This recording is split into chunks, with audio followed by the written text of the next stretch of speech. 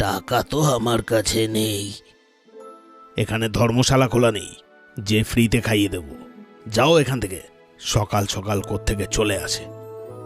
কাকা এদিকে আসুন, আমি আপনাকে সিঙ্গারা দিচ্ছি।